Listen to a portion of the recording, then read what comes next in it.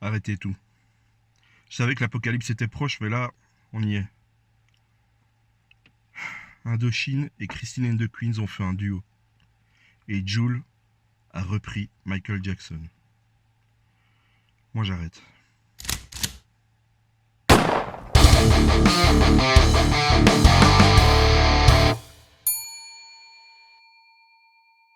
Alors pour oublier tous ces cons, j'ai passé une soirée complète sur YouTube à regarder des concours. Ça me fascine. Déjà, il y a les concours de piment. Ça, c'est 10 concurrents en ligne qui doivent bouffer 12 piments, du plus doux au piment le plus fort du monde. Et pour vous donner une idée, entre le 3e et le 4e piment, il y a déjà des abandons. Franchement, moi je voudrais pas être dans les toilettes du champion le lendemain du concours. Hein. À mon avis, pendant une semaine, il peut allumer ses clopes avec son trou de balle. Il y a les championnats du monde de Pooh Sticks aussi. Alors pour ceux qui connaissent pas, ça c'est tiré de Winnie l'ourson. En fait, c'est des gens... ils balancent des bouts de bois dans l'eau du haut d'un pont et ils regardent lequel va arriver de l'autre côté. Il y a des gens qui meurent de vieillesse pendant ce concours. Hein. Il y a le Laxative Challenge aussi. C'est pas une blague. Hein.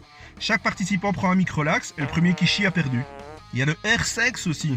Comme le air guitare mais avec la bite. Franchement, on m'enlèvera pas de l'idée que c'est quand même un concours de branleurs. Et il y a les championnats du monde de ricochet. Ça, c'est magnifique.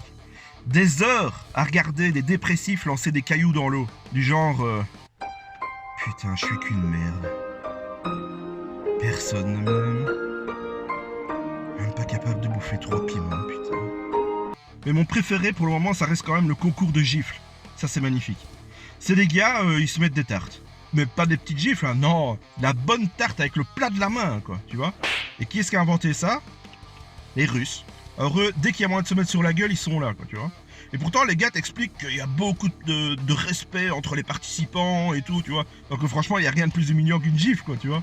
Et moi, j'adore, franchement. Moi, je pense qu'il faudrait remplacer le suffrage universel par des concours de gifles. Si on avait fait ça aux dernières élections, on n'aurait pas attendu 600 jours pour avoir un putain de gouvernement, quoi. Le problème, c'est qu'aujourd'hui, Guy Debloc serait première ministre, quoi. Ah ouais, elle a des dauphins à la place des bras. Tu prends une gifle de ça, mon gars... Elle est hors concours, quoi. Hein. Enfin, au premier tour, elle aurait défoncé Elio Di Rupo, tu vois, parce que bon, Elio, il a 120 ans, tu lui parles un peu fort, il décède. Alors, au second tour, elle aurait gagné par abandon contre Georges-Louis Boucher, parce qu'il aurait chié dans son froc. Et en finale, elle aurait explosé Sophie Wilmès, tu vois, qui l'aurait trop gavé à essayer de lui expliquer la bulle de 3, bam. Enfin, ça, évidemment, c'est si les mecs ne font pas tout ce qui est en leur pouvoir pour que les femmes ne puissent pas participer, évidemment. Parce que ça, ce serait facile, hein. Il suffirait de remplacer des concours de gifles par des concours de bifles.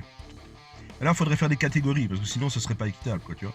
Et on fera un championnat du monde, tu vois, avec, genre, dans la catégorie petit zizi, Trump contre Kim Jong-un. Après, on aurait Obama contre Poutine dans la catégorie troisième jambe. Et puis, le pape contre le Dalai Lama, dans la catégorie sucre d'orge. Au Vatican, ils ont fait pendant longtemps les élections à la bifle, hein. Mais ils ont arrêté, parce que les élus étaient de plus en plus jeunes. Il y avait des plaintes des parents parce que les gamins revenaient avec des tympans percés, des yeux au beurre noir, tu vois. Bordel, quoi. On se marre avec la bifle, mais il faut quand même être prudent. Parce que ça peut potentiellement détruire une vie. Hein.